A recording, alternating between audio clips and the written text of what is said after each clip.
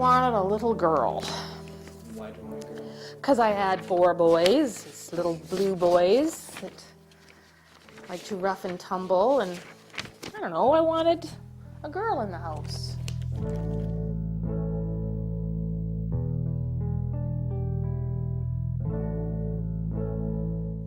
Three weeks of complete and utter stress. 3 weeks of labor, I like to call it.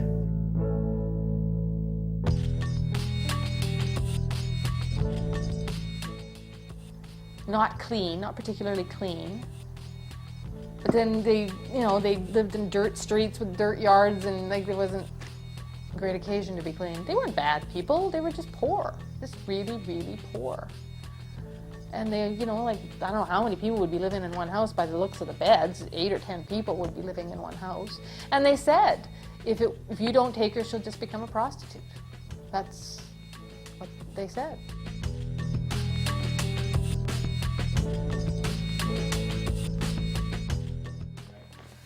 Oh, well, she couldn't. She'd never walked on grass before. She only walked on hard surfaces. So just the silliest things, like walking to the park, she would stand at the side of the grass. At first it was the side of the grass, and scream because, all the rest of the kids would, run forward across the grass toward the playground, for instance. And she was scared to walk on the grass because she'd never walked on it before. It looked like, I guess, an unsteady surface. So, you'd be battling things like that. The first couple of days were the worst because she'd never sat on an adult-sized chair before. So you couldn't put her on a couch or a chair or a plane seat by herself to sit. She either had to sit on your lap or sit on the floor. These were the alternatives. So like, just things like that for the first couple of weeks were hell, because like I said, you couldn't do what you would normally do with a child of that age, which is like, sit them on a couch, turn around, do something. You'd have to either have her with you or put her on the floor. And sit her at a table to eat. You couldn't do it. You had to have her on your lap to eat. So that was the first thing. And it was the first time she saw our family dog. We walked in the house and Molly came up and sniffed her. Mirela went ape. Just started screaming. So we were exhausted by this time. I mean, I'd just come off an 8-hour plane trip and jet lag and everything, and we had just driven down from Edmonton. Everybody was tired, and we all just kind of looked at each other, and I went, we can do this fast or we can do this slow. So we just walked away from her and let her scream. 5 or 10 minutes later, she was fine.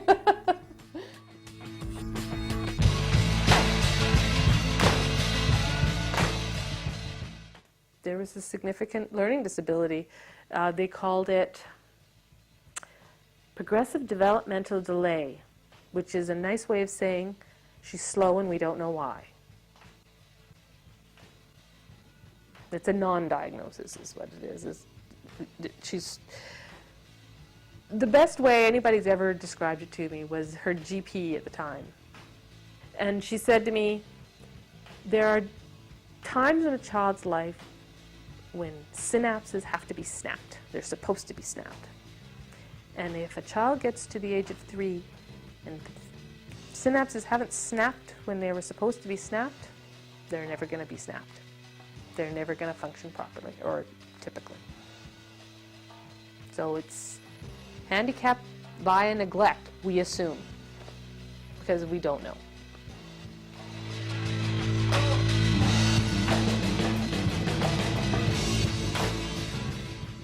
Yes, teenage years were have been the most difficult. And she's still really in the teenage years, even though she's 20.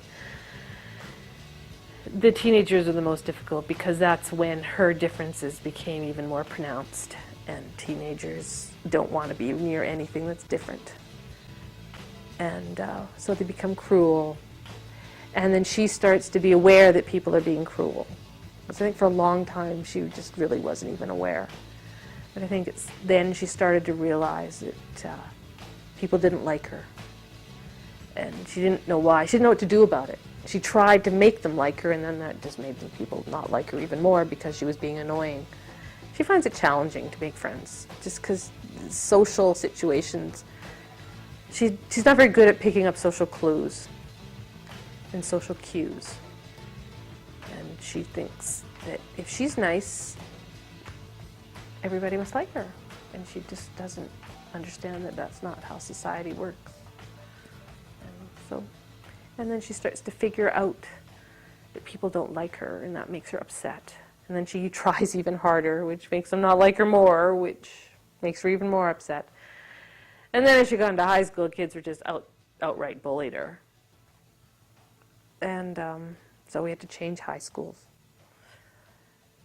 And then she was taken advantage of by, because sometimes these kids in these special classes don't have the best of backgrounds and are not the most genteel of children.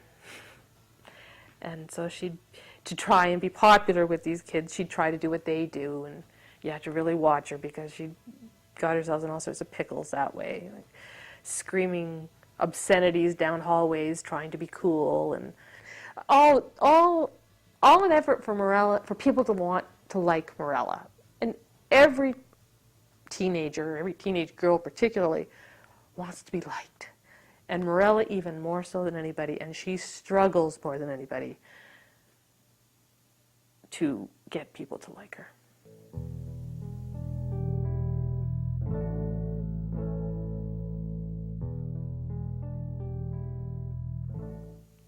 I hope independence, with us watching over her, of course, and a social life, even though we may not particularly feel warm and fuzzy about the people she chooses to be social with. And I hope she feels like she has a meaningful life. I hope she's happy. And I think she's struggling with that right now, trying to figure out how she's going to attain that happiness. But as any young person would. Well, I'm going through a transition myself in trying not to be so much of a parent and trying to back off and trying to let her make mistakes and learn from them, even though you actually have to tell her what she did wrong. She doesn't just learn from mistakes, you actually have to tell her what it was that she just learned. And develop her own life. And so even though developmentally she's probably only a 13-year-old, 12, 13, she's very conscious of the fact that she's 20 and an adult, and she wants to do what she wants to do.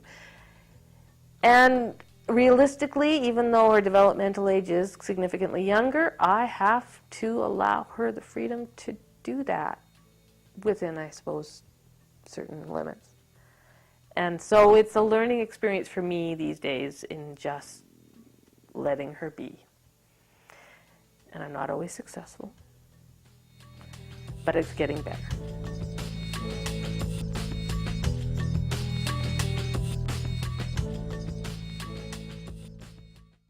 Am I happy I adopted Mirela? Absolutely.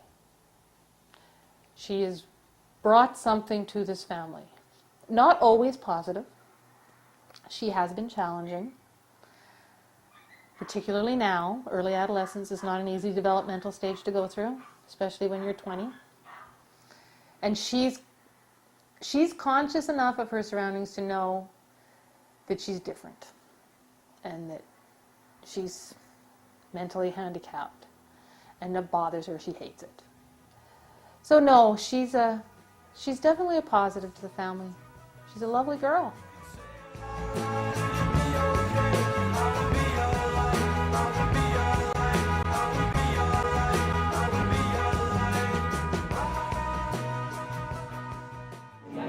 Say hello. Hello, Grandma. Grandma.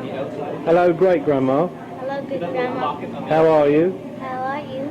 Hello, great-granddad. Huh? Hello, great-granddad. Hello, great Grandma. How are you? How are you? Hi, I'm Mirela, I am Mirela. and I'm fine. And I'm fine. Give us a smile. Give us a kiss. Blow us a kiss.